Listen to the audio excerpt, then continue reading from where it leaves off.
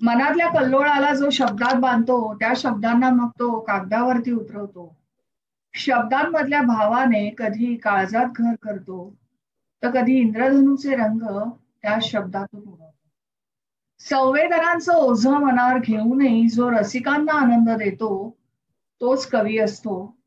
तोच कवी असतो. पटतंय ना मंडळी? ही माझी तरी कवीची व्याख्या आहे.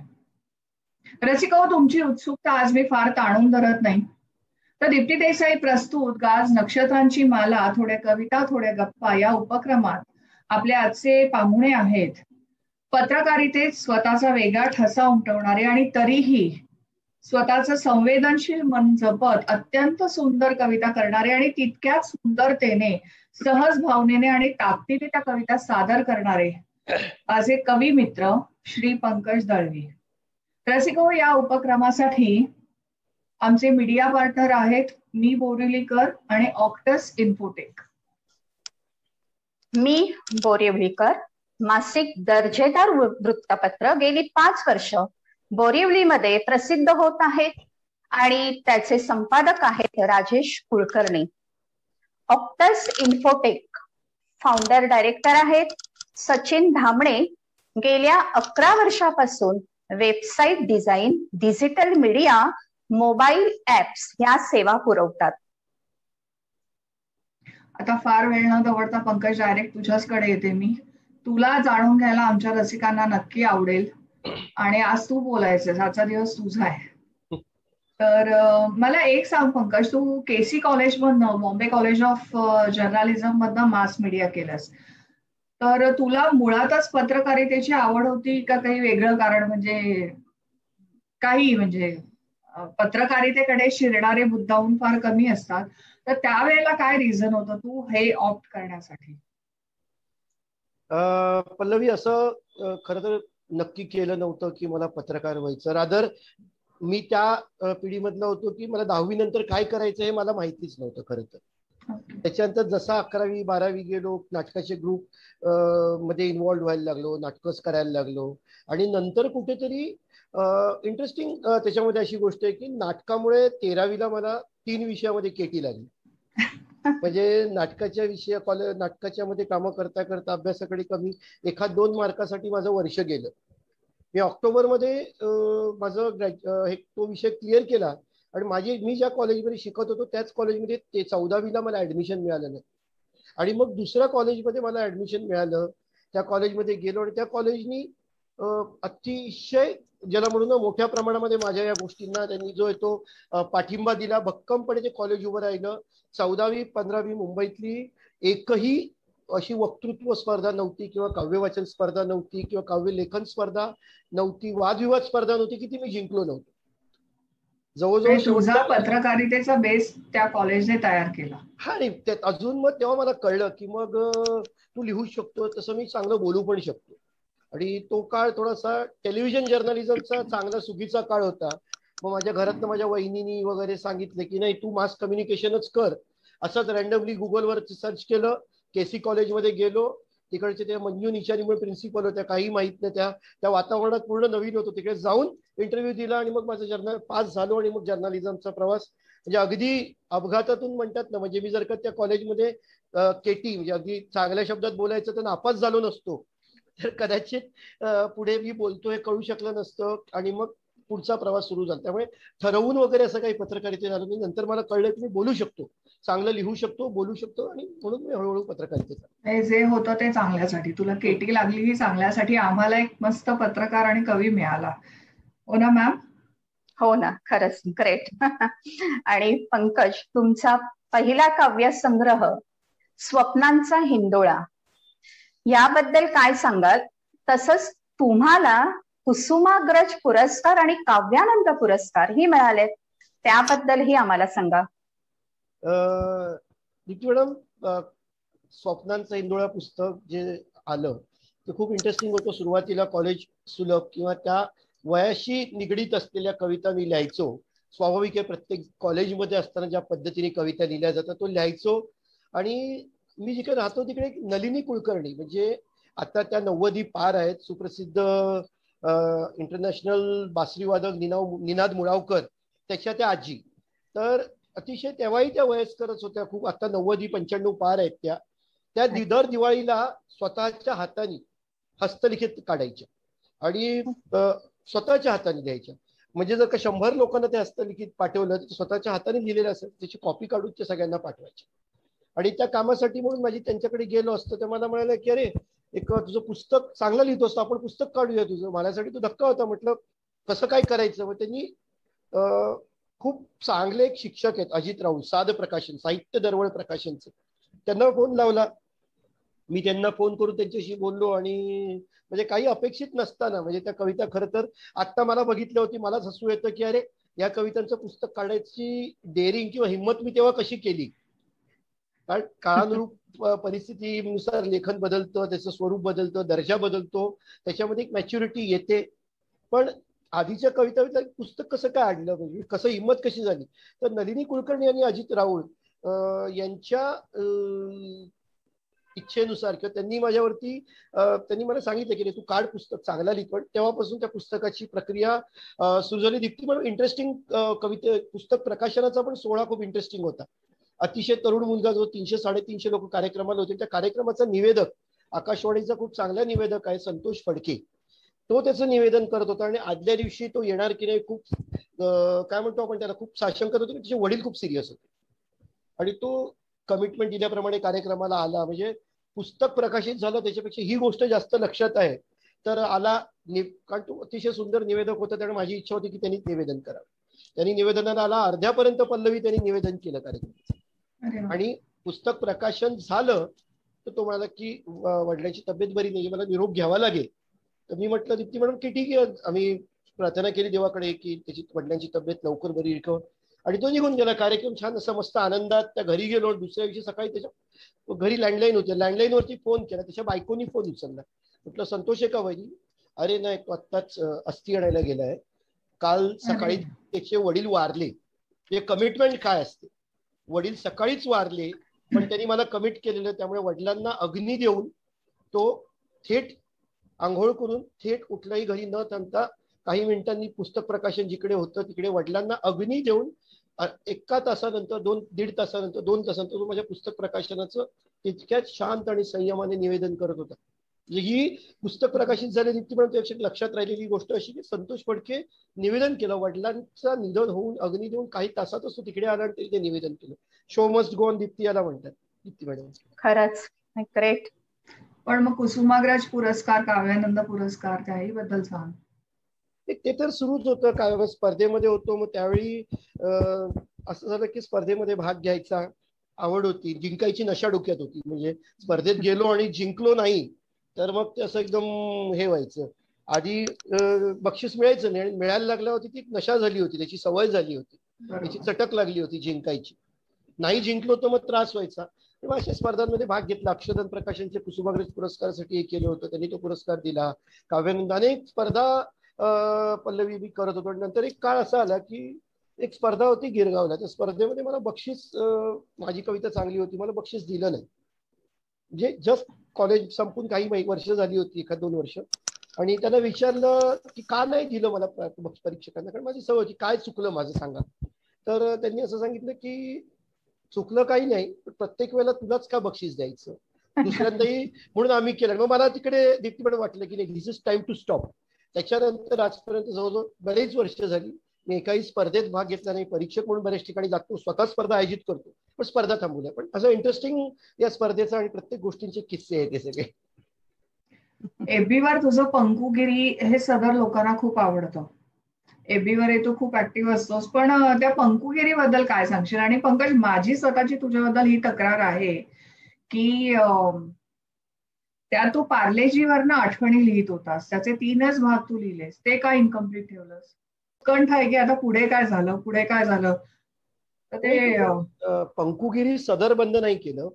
पंकुगिरी मी लिहितो कारण मी घरामधलं सगळ्यात लहान आहे आणि मी उपद्व्यापी पोरगा म्हणा होतो. आणि माझ्या घरामध्ये मी काही पराक्रम केले की त्याला पंकुगिरी नाव दिलं जायचं.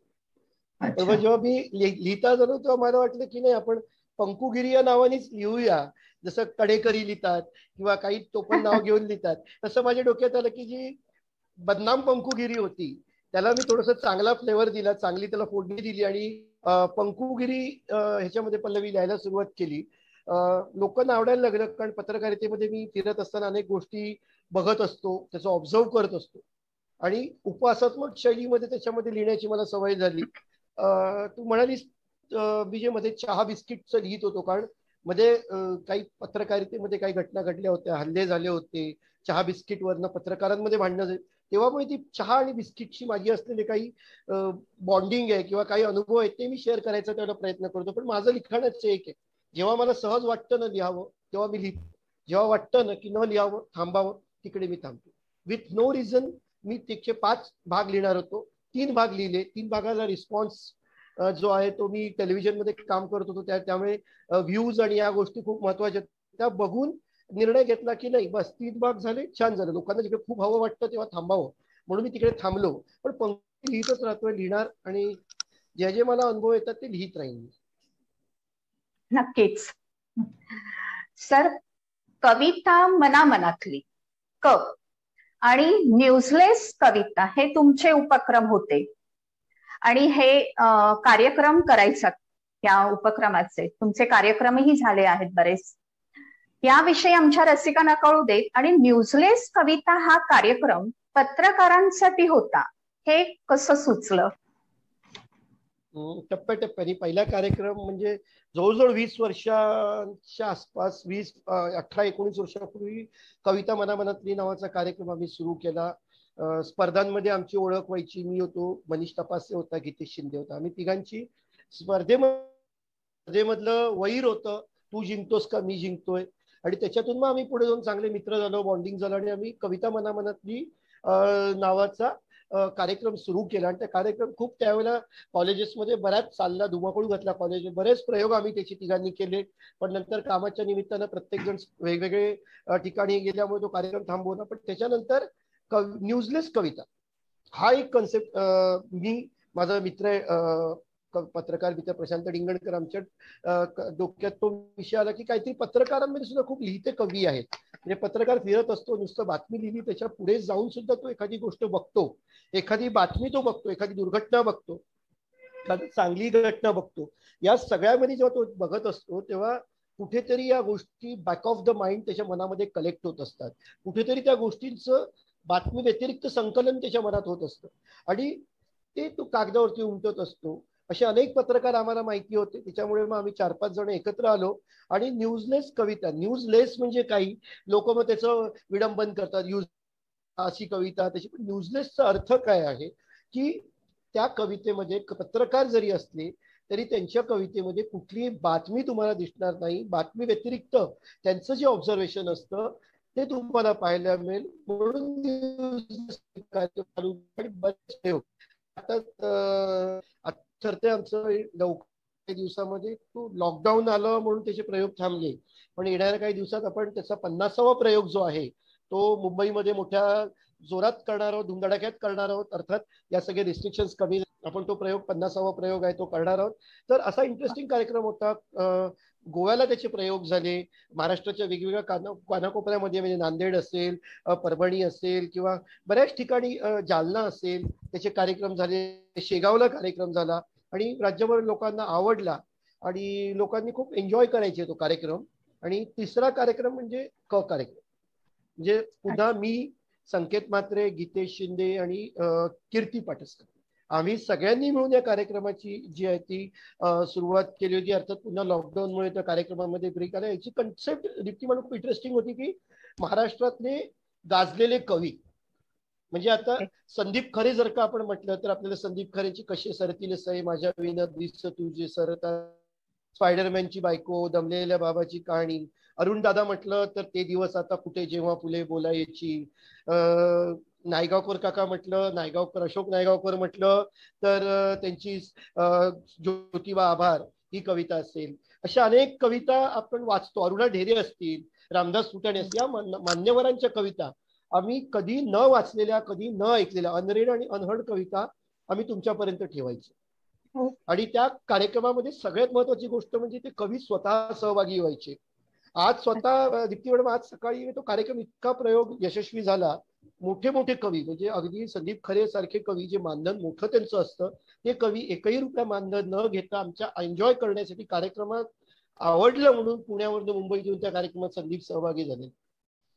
आणि खूप छान मजेशीर चांगली गोष्ट अशी की आज सकाळची सुरुवातच माझी म्हणजे आज दिवस पूर्ण असा सँडविच सारखा दिवस आहे. त्याचे दोन्ही ब्रेड आहेत ते कवितेचे आहेत.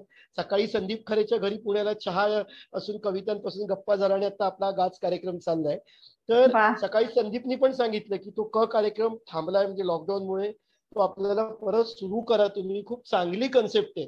म्हणजे आज सकाळी सकाळी मिळालेली खूप मोठी दाद होती. संदीप खरेंना तो कॉन्सेप्ट आवडला आणि त्यांनी तो कार्यक्रम द्वितीय परत सुरू करा म्हणून सांगितलं आणि आपण लवकर करणार आहोत कार्यक्रम. माझं संत याच्याविषयी बोलणं चालू, आपण हा कार्यक्रम लवकरच करणार आहोत. हा कार्यक्रम ग्रेट, सुपर. पंकज, तू जेवढा निर्भीड पत्रकार आहेस तेवढाच संवेदनशील कवीही आहे. आणि तुझ्या कवितांमध्ये मीही ऐकलं त्या कविता, एक बाब्या नावाचं कॅरेक्टर आहे जे खूप फेमस आहे. तर त्या बाब्याबद्दल तू जरा बोल आणि एखादी बाब्यावरची कविता आता होऊनच जाऊ दे.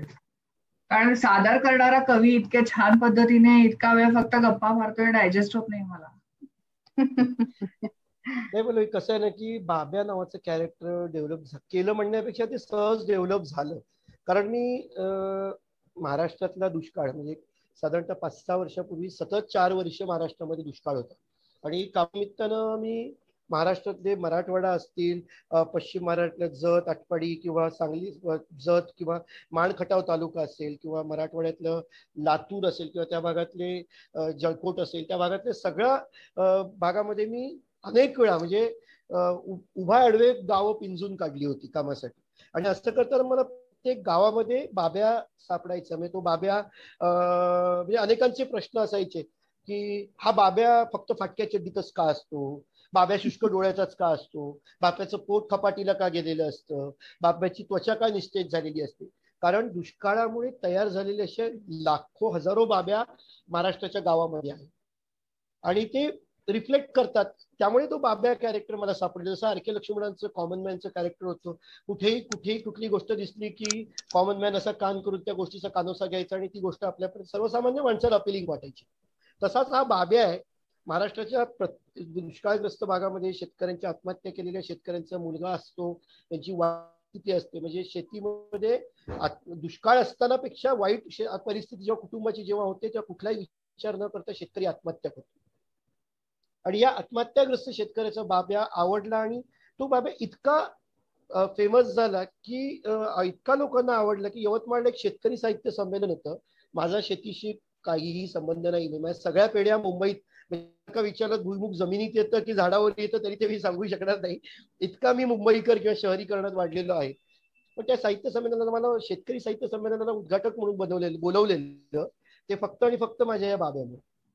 त्यामुळे कोणाला रुचो, कोणाला आवडत नाही, कोणाला कधी कधी तो बाब्या असा नेहमी दुःखी वाटतो, पण तो बाब्या आहे. तर तो बाब्यावरची कविता मी सादर करतो. म्हणजे दुष्काळावरच्या कविता पोर्ट्रेट करताना त्याच्यामध्ये मध्यवर्ती कॅरेक्टर हे बाब्या असतं. ती कविता बाब्या भोवती फिरते. सुरुवात बाब्यानी होते किंवा त्या कवितेचा एंड जो असतो तो त्या बाब्यावरती होतो. कीर्तीने मला सांगितलेली कविता होती, कीर्तीला आवडते ही कविता, कन्फ्युज्ड नावाची कविता आहे. दुष्काळ मनात जपणाऱ्या बाब्याला मंत्रालयातून पत्र आलं. बरं का, दुष्काळ मनात जपणाऱ्या बाब्याला मंत्रालयातून पत्र आलं. त्याचा बाप शेतकरी होता याचे पुरावे मागणारे. दुष्काळ मनात जपणाऱ्या बाब्याला मंत्रालयातून पत्र आलं. त्याचा बाप शेतकरी होता. बाब्याने अडगळीतलं बापाचं गाठोडं उचकटलं. बाब्याने अडगळीतलं बापाचं गाठोडं उचकटलं. घराचा कोपरा कोपरा तपासला. अगदी बाप फासाला लटकला. तो दोरही शोधून काढला. तरी हाती काही लागत नव्हतं. भेगाळलेल्या जमिनीत बापाचे अश्रू सुद्धा सुकले होते. आणि बापासोबत राबणारे बैल सुद्धा खाटकाला विकले होते. मूर्ख बापानं शेती करताना साधा सेल्फी कधी काढला नाही. आणि फिलिंग शेतकरी म्हणत स्टेटसही अपडेट केलं नाही. मूर्ख बापानं शेती करताना साधा सेल्फी कधी काढला नाही आणि शेतकरी म्हणत स्टेटसही अपडेट केलं नाही, तर मग कसे मिळणार पुरावे बाप शेतकरी असल्याचे? तर मग कसे मिळणार पुरावे बाप शेतकरी असल्याचे? बाब्याचा बाप कधी कृषी विद्यापीठात गेला नाही, बाब्याचा बाप कधी कृषी विद्यापीठात गेला नाही, कधी बॉटनीचा अभ्यासही केला नाही. भेगाळलेलं शेत हेच त्याचं विद्यापीठ, भेगाळलेलं शेत हेच त्याचं विद्यापीठ. फासाने कवटाळलेल्या सुख्या झाडाची फांदी हे त्याचं लिव्हिंग सर्टिफिकेट. क्या बात है. भेगाळलेलं शेत हेच त्याचं विद्यापीठ आणि फासाने कवटाळलेली सुख्या झाडाची फांदी हेच त्याचं लिव्हिंग सर्टिफिकेट. आयुष्यभर शेतात राबणाऱ्या बापाच्या आत्महत्येनंतर आता बाब्या कन्फ्युज आहे. आयुष्यभर शेतात राबणाऱ्या बापाच्या आत्महत्येनंतर आता बाब्या कन्फ्युज्ड आहे की पत्राला काय उत्तर द्यायचं आणि मंत्रालयातील 6व्या माळ्याला कसं समजावून सांगायचं की आत्महत्या करणारा माझा बाप शेतकरीच होता, आत्महत्या करणारा माझा बाप शेतकरीच होता. सुंदर, सुपर, छानच कविता आहे आणि सुन्न करणारी पण तितकीच आहे. नाही म्हणून ही परिस्थिती बघितलेली आहे. म्हणजे एखाद्या शेतकऱ्याचा मुलगा जेव्हा शेतकऱ्याच्या मुलासोबत आत्महत्येनंतर फोटो काढतात, त्याचं बरोबर घरी जाऊन मंत्री नेते बसतात, अश्रू येतात त्यांच्या डोळ्यात अचानक. पण जेव्हा तोच बाब्या मंत्रालयात येतो, लाल फितीच्या कारभारात जेव्हा अडकतो, तेव्हा बापानी केलेली आत्महत्या खरंच योग्य होती का हा त्या पूर्वच्या मनात प्रश्न आहे. इतकी किचकट आणि इतकी त्रासदायक प्रक्रिया आहे.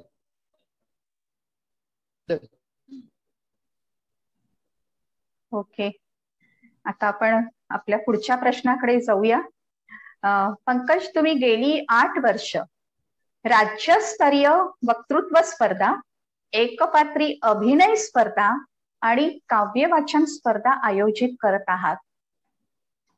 या स्पर्धेत सहभागी होणाऱ्या लोकांबद्दल, म्हणजे जे पार्टिसिपेट करतात, याबद्दल काय सांगाल? कारण हल्ली साहित्याबद्दल फार आपुलकी दिसत नाही लोकांमध्ये किंवा आजच्या तरुण पिढीमध्ये सुद्धा, म्हणून हा तुमचा अनुभव काय आहे? मॅडम, सुरुवात तुमच्या शेवटच्या वाक्याने करतो की तुम्ही म्हणालात ना की तरुण पिढीला फारशी आपुलकी दिसत नाही. कारण प्रचंड माझ्या स्पर्धेला रिस्पॉन्स, म्हणजे खरं तर पल्लवी आणि मी बोलत होतो तेव्हा पल्लवीनी मला म्हणाल की राज्यस्तरीय असते, म्हणजे कसं कसं तू हे करणार, राज्यस्तरीय असते. कारण हल्ली तुम्ही म्हणतायत तसं खरं आहे की पसाभर गहू आणा आणि मला कवी म्हणा, अशा पद्धतीची परिस्थिती आहे. जिथे तिथे कवितेची राज्यस्तरीय, म्हणजे 5 जण आली तरी ती राज्यस्तरीय असते. पण मॅडम तसं नाहीये. माझी स्पर्धा ही 2-3 याच्यामध्ये स्पर्धेविषयी सांगेन. सगळ्यात पहिलं म्हणजे माझं कॉलेजमध्ये असं जी जिंकायची नशा लागली होती किंवा जिंकायची व्यसन मला लागलेलं, ते पुढे जाऊन कसं थांबलं ते सांगितलं. स्पर्धांमध्ये भाग घेणं बंद केलं. पण याच स्पर्धांमुळे मी आज महाराष्ट्रामध्ये जवळजवळ 16 वर्ष पत्रकारितेमध्ये मी तग धरून टिकून आहे, उभा आहे, की तेही माझ्या बोलण्याच्या कलेमुळे, माझ्या बोलण्यामुळे मी तिकडे लढतोय अजूनही, असं म्हटलं तर हरकत नाही. पण असं असताना त्या क्षेत्राशी किंवा त्या ज्यांनी मला एक करिअर दिलं किंवा करिअरची वाट उघडून दिली, मोकळी करून दिली, दरवाजे उघडले, त्या क्षेत्रासाठी माझं काहीतरी देणं लागतं. म्हणजे नुसते स्पर्धा केल्या, जिंकलो, करिअर झालं, विषय संपला नाही. तर त्यांनी दिल्याच्या पुढे माझं काहीतरी दायित्व आहे ओळखून स्वतःच्या खिशातून राज्यातली मला म्हणत होतं की करायचं तर मोठं करायचं, छोटी स्पर्धा करायची नाही. आणि माझ्या पहिल्याच स्पर्धेला प्रचंड रिस्पॉन्स मिळाला. राज्यभरातून जवळजवळ मॅडम अनेक स्पर्धा असतात, त्या स्पर्धांमध्ये काही निवडक स्पर्धा सोडल्या तर रयत असेल किंवा निगो पंडितराव असेल या स्पर्धा सोडल्या तर स्पर्धक फिरकत नाहीत. पण मी या स्पर्धेला, तुम्हाला खोटं वाटेल, 100 ते 150 स्पर्धक दर स्पर्धेला फक्त वक्तृत्व स्पर्धे, आणि भंडारा, गोंदिया, गडचिरोली, यवतमाळ, धुळे, नाशिक, त्याच्यानंतर या साईडला सांगली, सातारा, कोल्हापूर, माण, खटाव, ते कोकणामध्ये रायगड, रत्नागिरी, सिंधुदुर्ग, चिपळूण, ते अगदी कणकवली, सावंतवाडी पर्यंतची लोक, अलिबागची सगळी लोक येतात. आणि प्रत्येक वर्षाच्या स्पर्धकांचे फॉर्म अजूनही मी जपून ठेवलेले आहेत. त्या किती वास्ट त्याचा कॅनव्हास आहे हे ते लक्षात येईल तुमच्या. सगळ्यात महत्वाचं म्हणजे मी या स्पर्धेला प्रसंगी खिशातून पैसे देऊन सुद्धा बक्षीस देतो. पण वक्तृत्व स्पर्धेचं बक्षीस राज्यामधलं सगळ्यात मोठं बक्षीस माझं असतं. मी 25,000 रुपये त्या स्पर्धांना बक्षीस देतो. पहिलं बक्षीस वक्तृत्व स्पर्धेचं 25,000, दुसरं 15,000 आणि तिसरं 10,000 आणि उत्तेजनाचं पारितोषिक असतात 5-5 हजाराची 3. म्हणजे लोकांची रांग जिकडे संपते तिकडनं माझ्या बक्षिसांची रांग सुरू होते. याचं कारण काय आहे मॅडम, की मी कॉलेजमध्ये असताना माझे अनेक स्पर्धक येतात.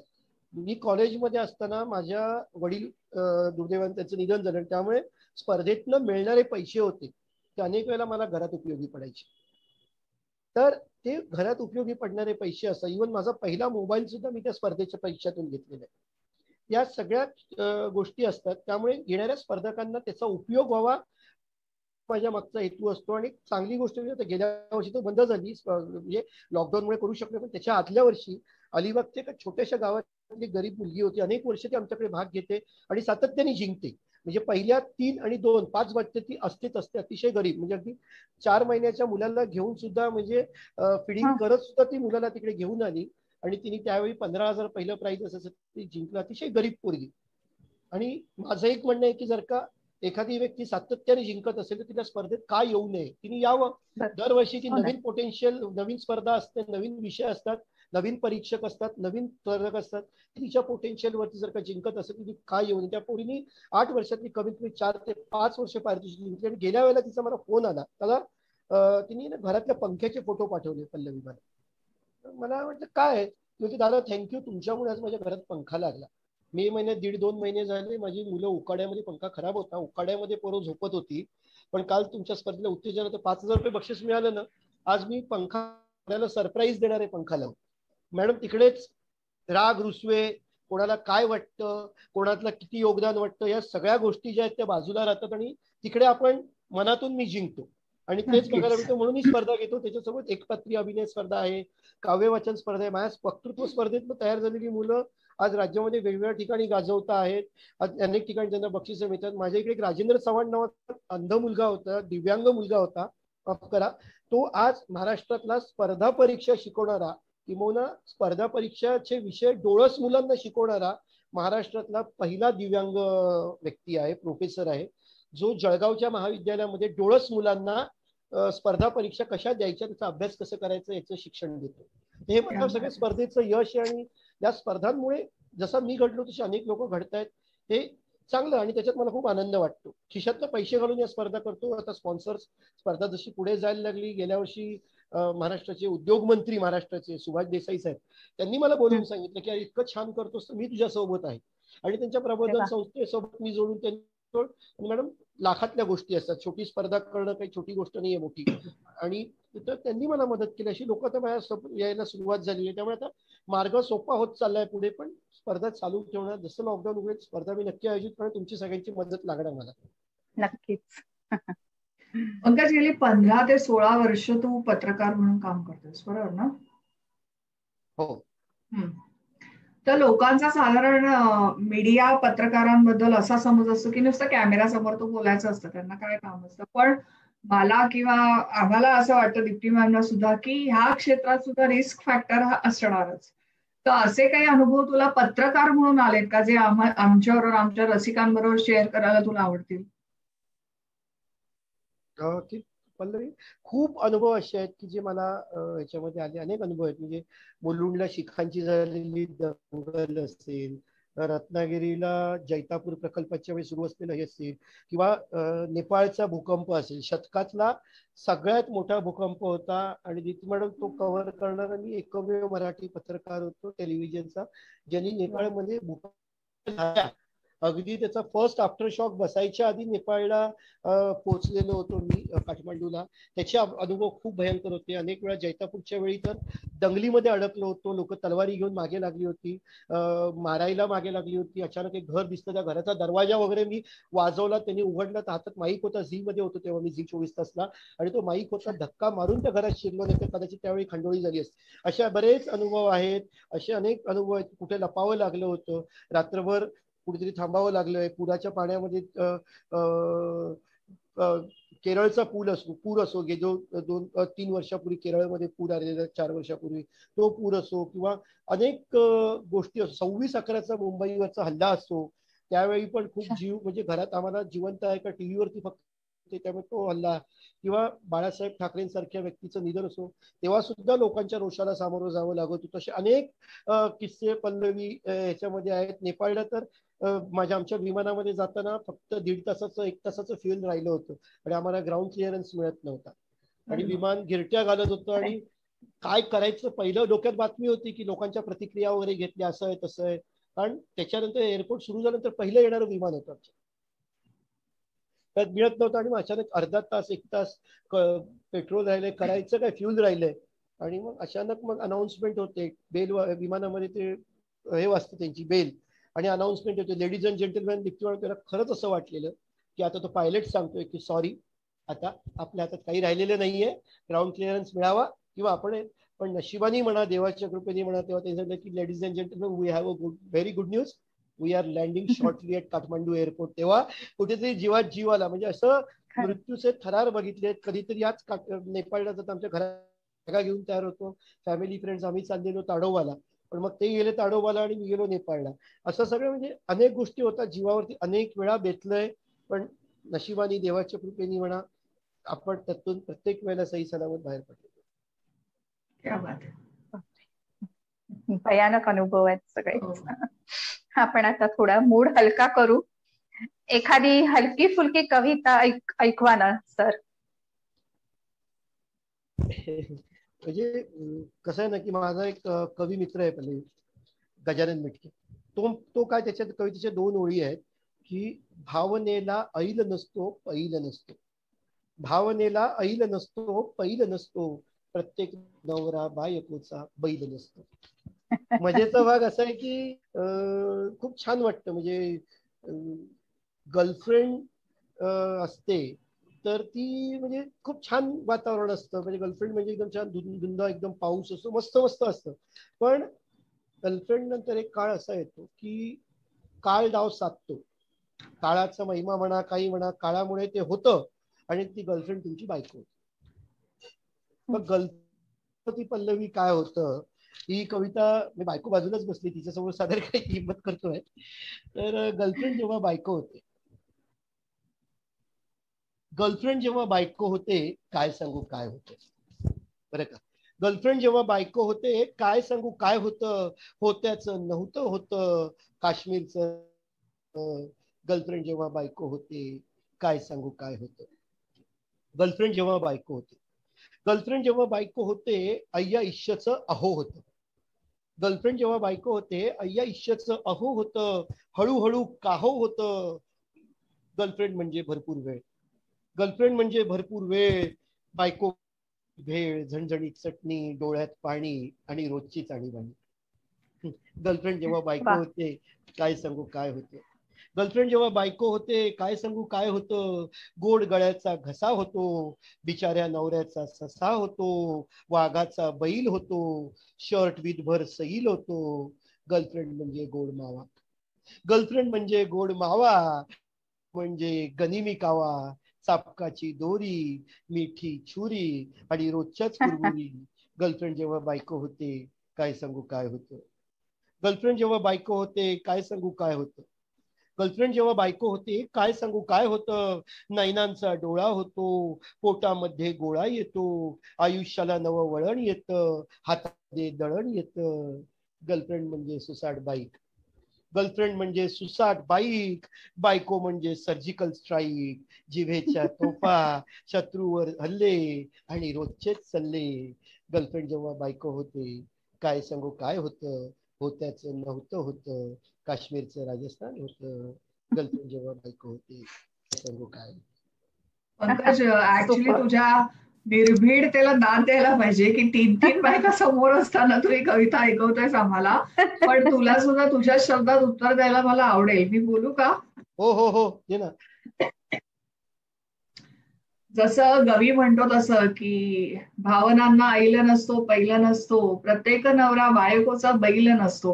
आणि तो खरोखरच बैल असतो, कारण प्रियकर असताना तुमची सगळी लक्षणं वेगळी असतात आणि नवरा झाल्यावर वेगळी असतात. आणि गीता बाजूला असेल तर खरंच तिला हे ऐकव आता मी काय बोलते ते. Okay, can I start? Yes. प्रियकर जेव्हा नवरा होतो काय सांगू काय होतं. हो. प्रियकर जेव्हा नवरा होतो काय सांगू काय होतं. अरे हो होतं. सगळं समीकरण बदलतं. लग्नाआधीचे सोनं वाटतं त्याचं पितळ उघडं पडतं. प्रियकर जेव्हा नवरा होतो. प्रियकर जेव्हा नवरा होतो सतत सगळा घोळच होतो. सशाचा वाघ होतो. सतत भक्ष्य शोधत राहतो आणि बायकोच्या चुका काढायला कुणीही न शिकवता शिकतो. प्रियकर जेव्हा नवरा होतो खूप काही बदल होतो. प्रियकर जेव्हा नवरा होतो खूप काही बदल होतो. करण जोहरचा सिनेमा सुद्धा डॉक्युमेंटरी वाटू लागतो. आमचा साधासा प्रश्न त्यांना सर्जिकल स्ट्राईक वाटतो. संसार न राहता केबीसीचा खेळ रंगतो. प्रियकर जेव्हा नवरा होतो. प्रेमाचं हे अजब तंत्र. प्रेमाचं हे अजब तंत्र. प्रियकर फुंकतो बहुधा प्रेयसीवर मंत्र म्हणून त्याचा होतो नवरा आणि बायको होते यंत्र. लक्षात ठेव पंकजे. प्रियकर जेव्हा नवरा होतो.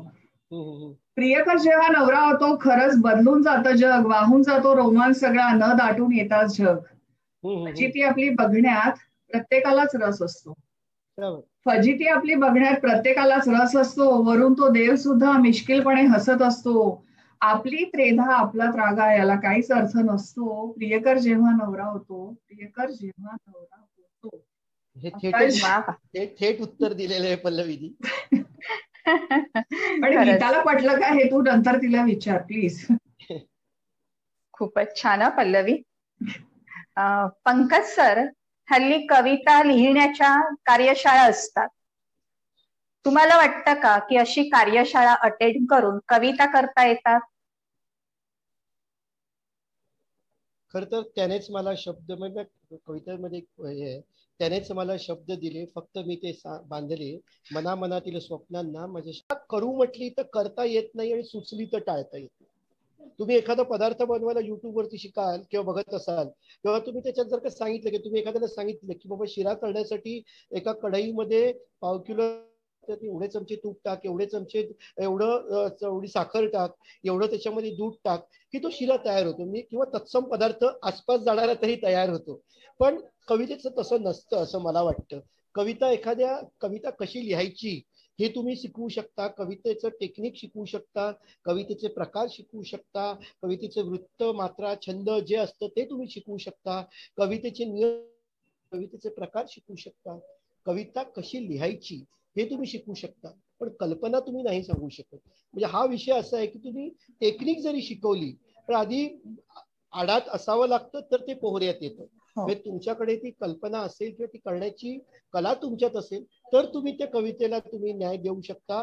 आणि मॅडम कसं असतं ना की कविता ही कोणालाही सुचू शकते आणि ती प्रत्येक कवितेची समीक्षा झालीच पाहिजे किंवा ती साहित्य मूल्य किती आहे त्या कवितेला नाही.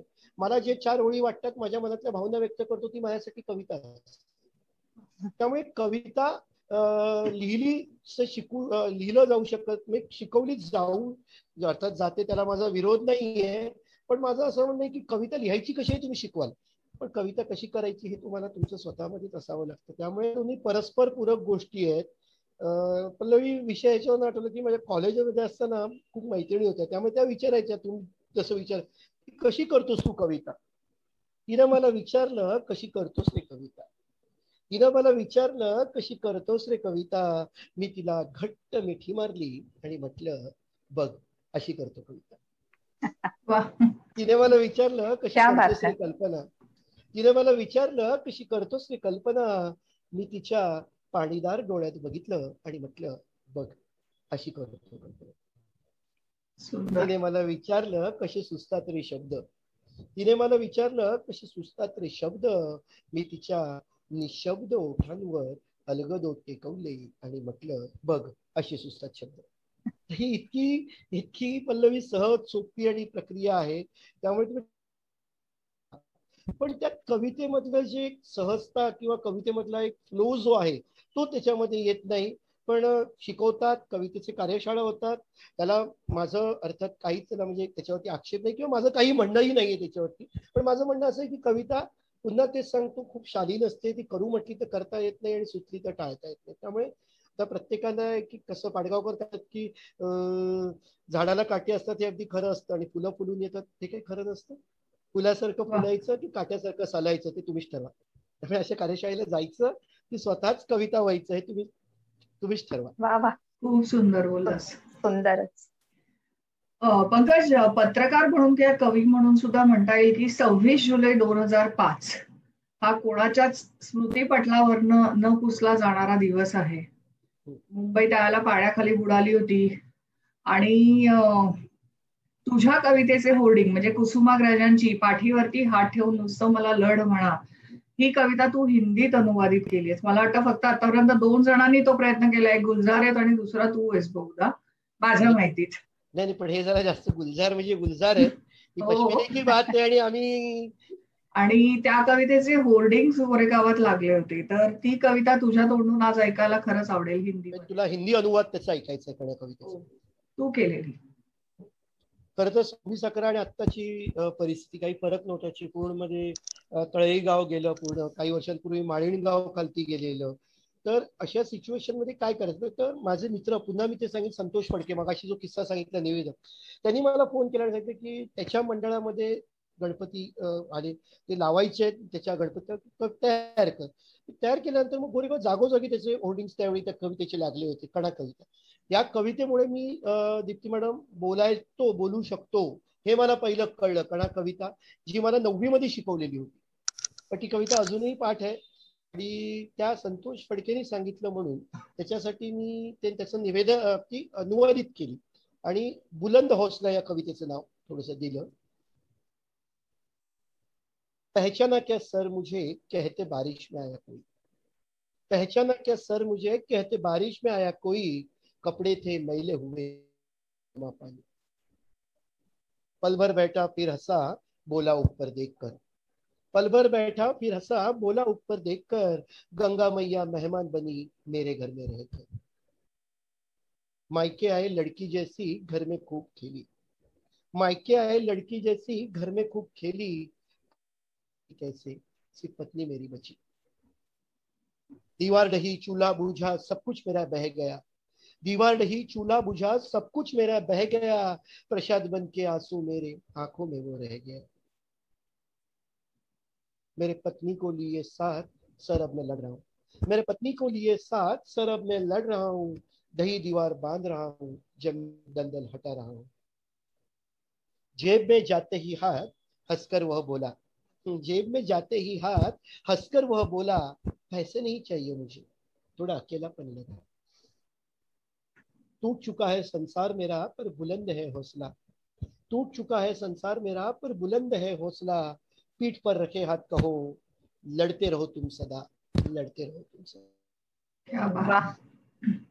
ती कणा जेवढी सुंदर आहे तेवढीच ही खूप सुंदर आहे. हो ना मॅम?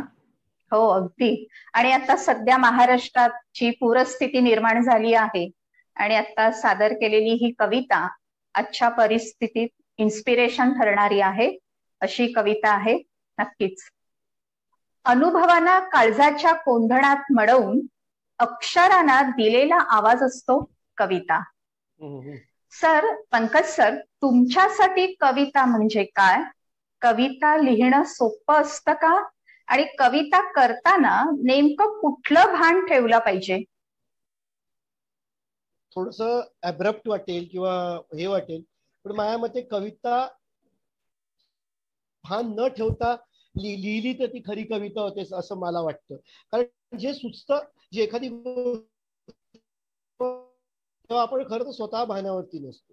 म्हणजे कवितेची जी सुचण्याची जी प्रक्रिया आहे त्याच्यामध्ये आपण काहीतरी सुचतं त्या ह्याच्यामध्ये आपण इतके गुंतलेलो असतो की आपण स्वतः भानावरती नसतो. त्यामुळे माझ्या म्हणणं असं की खूप मोकळेपणाने कविता लिहावी. कविता लिहिताना कुठलंही भान ठेवू नये. आणि कविता हा असा प्रवाह आहे ज्याच्यामध्ये तुम्हाला जशी ती वाहत जाईल तसं त्या प्रवाहाबरोबर जावं आणि त्या प्रवाहातलं व्हावं. इतकी सहज सोपी प्रक्रिया आहे. किंवा कविता लिहिताना माझ्या मते कुठली गोष्ट डोक्यात ठेवून कविता लिहू शकत नाही मी. म्हणजे एकदा असं दादर चौपाटीवरनं चाललेलो आणि तिकडे पिंडदान चाललेलं, त्याच्यावरनं त्यावेळी मला एक कविता सुचली होती आणि अचानक ती सुचली आणि पुढे 10 पावलं जाईस्तोवर त्याच्या पहिल्या 4 ओळी तयार झाल्या होत्या. त्यामुळे कुठलं भान लक्षात ठेवण्यापेक्षा एक तर सांगेन कविता लिहिताना अगदी मोकळेपणाने लिहावी आणि भानावरती राहून लिहिण्यापेक्षा कविता वाचून दुसऱ्याला त्या कवितेतल्या अर्थामुळे भान यावं. अशी कविता असावी असं मला वाटतं. म्हणजे काही डोक्यात ठेवून कविता लिहिली तर ते खूप टेक्निकल असतं. खूप जसं गणितामध्ये 1+1=2 होतं, sine square theta plus cos square theta 1 होतं, तसं कवितेमध्ये इक्वेशन नसतं. कवितेमध्ये 1+1=4 पण होतं, कधी कधी 1+1=25 पण होतं, 100-200 पण होतं.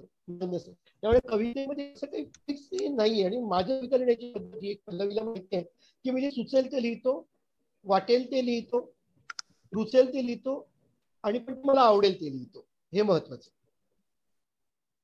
पंकज, अशी कुठली कविता आहे तुझी की जी लिहिताना तुला खूप विचार करावा लागला तिच्यावर, किंवा तुझ्या कविता जर बघितला, एक ट्रेंड बघितला, तर तू असं सलग म्हणजे प्रेम तर प्रेम नाही, किंवा एक सामाजिक तर सामाजिक कविता नाही, किंवा तशा वेगवेगळ्या धाटेणीच्या तुझ्या कविता असतात, तर तू पर्सनली कुठल्या प्रकारच्या कविता लिहिणं जास्ती एन्जॉय करतोस? बेसिकली कविता लिहितो, पण माझी प्रत्येकाची एक मूळ शैली असते. म्हणजे क्रिकेट खेळताना सचिन तेंडुलकरचं स्ट्रेट ड्राईव्ह, स्ट्रेट सिक्स जास्त चांगला असतो, धोनीचा हेलिकॉप्टर शॉट चांगला असतो, किंवा धोनीचे किपिंग मध्ये क्लोज किपिंग चांगलं. प्रत्येकाचं कुठलं तरी एक स्टाईल असते, कुठला तरी प्लस पॉईंट असतो. माझी शैली मूळ जी आहे ती, तुला जास्त माहितीये माझा खोचक स्वभाव किंवा उपहासात्मक बोलण्याचा माझा पद्धत, त्यामुळे तोच स्वभाव नकळत तुम्ही जशी असता तशी तुमची कविता होते. तुम्ही उद्धट असाल तर कविता उद्धट होते, तुम्ही तुमच्यामध्ये सेन्स ऑफ ह्युमर असेल तर तो सेन्स ऑफ ह्युमर तुमच्या कवितेत रिफ्लेक्ट होतो, तुम्ही खूप सेन्सिटिव्ह असाल तर तो सेन्सिटिव्हनेस किंवा तो सेन्सिटिव्ह असणं तुमचं त्या कवितेतनं रिफ्लेक्ट होतं, आणि ते होतं. तर अशा गोष्टी ज्या आहेत त्या सेन्स ऑफ ह्युमर घेऊन आपण उपहासात्मक शैलीने सांगायच्या असतात. ती माझी मूळ शैली आहे.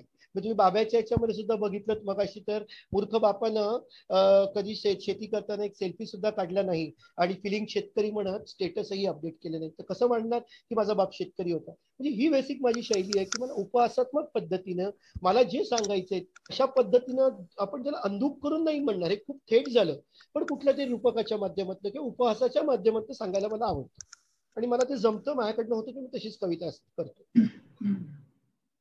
खरंच खूप छान. आणि तुमची उठबस मोठमोठ्या साहित्यिकांबरोबर आहे. लोकसत्ता.com माध्यमातून तुम्ही जो 1+1 हा उपक्रम सुरू केलाय, त्यातही तुम्ही दिग्गजांच्या मुलाखती घेत आहात. पण तुम्हाला एखादा पूर्ण दिवस कुठल्या साहित्यिकासोबत घालवायला आवडेल आणि त्यांची एखादी कविता सादर करा? मी कुठल्या साहित्यिकासोबत घालवायला आवडेल तर आजचा दिवस मी ज्या साहित्यिकासोबत घालवून आलोय, तो माझा आवडता कवी आहे आणि खूप चांगला मित्र, संदीप खरे. संदीप खरे. तो इतका सहज बोलतो, इतका सहज लिहितो, आणि इतकं छान म्हणजे त्याचं ते सगळं असतं. आणि तर त्याच्यासोबत मला एक दिवस कवितेसोबत संदीप खरेच्या आवडेल. आणि त्याच्या खरं तर त्याच्या पुस्तकाचं नाव आहे, पण ती प्रोसेस झाली तर वाटेल मौनाची भाषांतरे.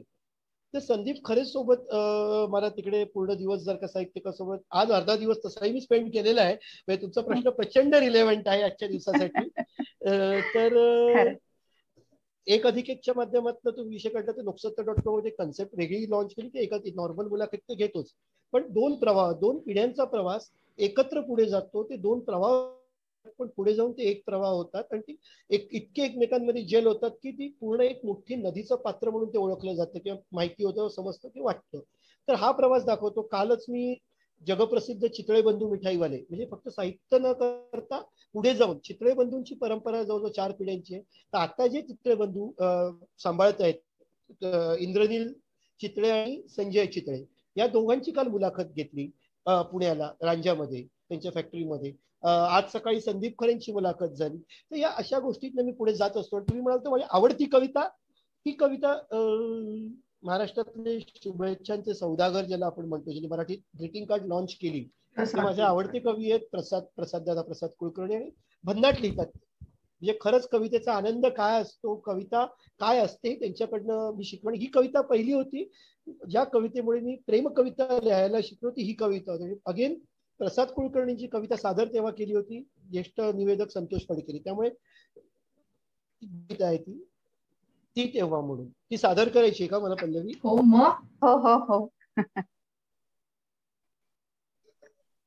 4 ओळी सुद्धा चालतील पंकज. नाही असं म्हणजे आपण हे नको करूयात, छोटीशीच आहे, पूर्णच घेतो ती. बरं चालेल. कवितेचं नाव आहे ती तेव्हा. प्रसाद दादांची मला आवडणारी कविता. तू प्रश्न विचार तुला कुठल्या कवीची आवडते? प्रसाद कुलकर्णींची ती तेव्हा ही कविता मला आवडते. ती तेव्हा अंगावरती किरण पांघरून यायची आणि माझ्या अंगणात चांदणं पसरून जायची. वारा तिच्या आगमनाची दारात देई चाहूल. वारा तिच्या आगमनाची दारात देई चाहूल. पैंजणांचा आवाज सांगे पडते तिचं पाऊल. पावला गणित पडे तिच्या प्राजक्ताचा सडा. पावला गणित तिच्या पडे प्राजक्ताचा सडा. शब्द गणित रीता होई अमृताचा घडा. म्हणा तिचं हसणं, तिचं रुसणं आणि तिचं दिसणं. तिचं हसणं, तिचं रुसणं आणि तिचं दिसणं याहूनही हवंसं वाटे तिचं सोबत आहे. मनामध्ये बसली होती तीच घर करून, पण तिला सांगायला कधी जमलेलं नसतं त्याला. तो तिला कधी सांगूच शकत नाही. मग पुढे काय होतं की एके दिवशी अचानक कुणी एक राक्षस आला. मग एके दिवशी अचानक कुणी एक राक्षस आला आणि तिचं मन मोडून तिला घेऊन गेला. जाताना ती प्राजक्ताला एवढंच गेली सांगून, सांग त्याला तुझी किती वाट पाहिली म्हणून. मनामध्ये बसला होतास तूच घर करून, पण जे सांगायचं होतं तुला गेलं मनात राहून. आता मला आठवू नकोस जमेल तेवढं विसर. आता मला आठवू नकोस जमेल तेवढं विसर. माझा माग काढू नकोस चांदण्यांमध्ये दुसर. त्यानंतर ती मला कधीच दिसली नाही. त्यानंतर ती मला कधीच दिसली नाही. पण स्वप्नात आली नाही, अशी रात्र गेली नाही. आजही आठवणीने तिच्या छातीत फुलतात फुलं. आजही आठवणीने तिच्या छातीत फुलतात फुलं. प्राजक्ताच्या झाडाखाली चांदण्याचं तळ. प्राजक्ताच्या झाडाखाली चांदण्याचं तळ. मग एक कडो असं वर खाली झालं, पण सुंदर कविता आहे. कडो मी छान कविता आहे. पंकज, आता एक वेगळा प्रयत्न किंवा कार्यक्रमात थोडा वेगळेपणा आणण्यासाठी मी तुला ना एक रॅपिड फायर असे प्रश्न विचारणार आहे. 10 प्रश्न आहेत. 5 प्रश्न मी विचारणार. हो, आणि 5 प्रश्न मी पहिले 5 मी नंतरचे 5 मॅम. आणि ह्यासाठी तुला एक गिफ्ट हॅम्पर मिळणार आहे. ते काय असेल ते तुला मॅमच सांगतील. पण आधी प्रश्न, आणि तू तयार आहेस का प्रामाणिकपणे उत्तर द्यायला? हो. अच्छा, ओके, चल सुरू ना. एखाद्या प्रश्नाचं उत्तर 2 पर्याय नाही जमले तर तिसरा माझा पर्याय मी सांगणार तुला. मग तेवढे पॉइंट्स पण कटतील. एनिवे ऐक. हा बोल. पत्रकार की कवी? पंकज, रॅपिड फायर आहे. हो, मग उत्तर दे ना. राजकीय नेत्यांसोबत नाही असं नाही चालणार. पण पत्रकार मला आनंद देते. आई कविता मला आनंद देते, पत्रकारिता मला पोट भरते. त्यामुळे दोन्ही. पण मनापासून विचारशील तर कवी. कविता लिहिणे की कविता सादर करणे? अरे रॅपिड. पण कविता सादर करणे. मुक्त छंद का छंदबद्ध? मुक्त छंद. लीडर पत्रकारिता का संवेदनशील कविता? कविता. संवेदनशील कविता. आता तुझ्या काळजाच्या जवळचा प्रश्न. माझ्या मनाला आनंद. हॅलो, तुझ्या काळजाच्या जवळचा प्रश्न. अभि गोरेगावकर की केसी कॉलेज? अभि गोरेगावकर. मॅम. हो, मुलाखत देणे की मुलाखत घेणे? मुलाखत घेणे. पार्लेची की वडापाव? वडापाव. गोरेगाव की उर्वरित मुंबई? गोरेगाव. राजकारणी की साहित्यिक?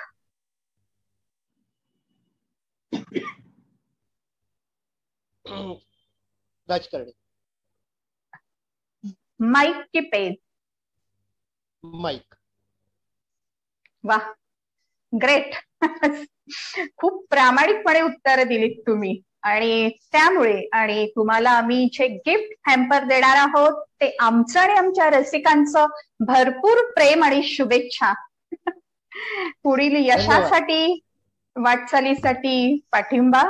आणि खरंच आज आमच्या गाज परिवारात तुम्ही सामील झाला आहात आणि इथे आलात आमच्या रसिकांना तुम्हाला जाणून घ्यायची तुम्ही संधी दिलीत याबद्दल अगदी मनापासून आभार.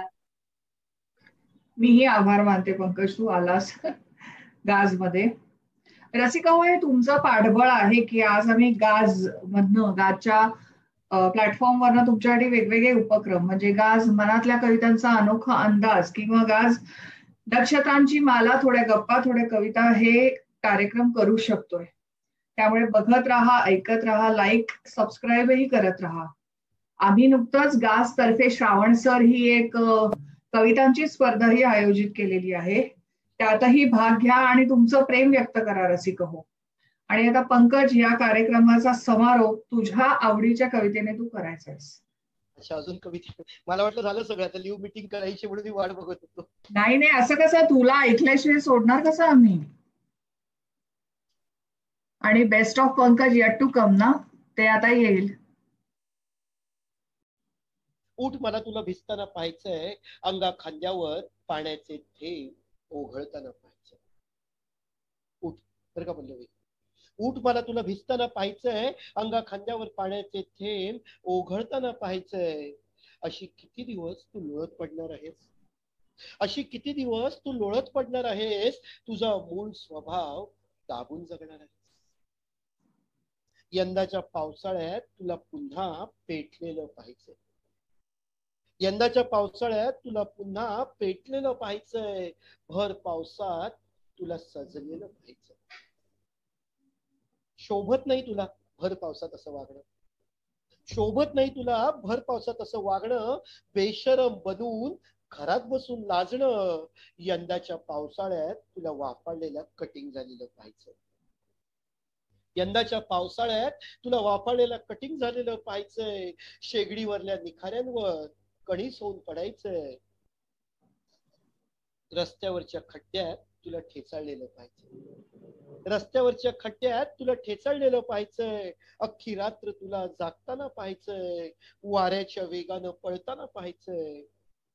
भर गर्दीतला तुझा रोमॅन्स तूच विसरलीस का पल्लवी, भर गर्दीतला तुझा रोमॅन्स तूच विसरलीस का. वडापावच्या चटणीचा झणका तुला आता लक्षात नाही का, भर गर्दीतला तुझा रोमॅन्स तूच विसरलीस का. वडापावच्या चटणीचा झणका आता तुला लक्षात नाही का. आठवतंय तुझं माझं भेटणं व्हायचं, बरं का दीप्ती मॅडम, आठवतंय तुझं माझं भेटणं व्हायचं.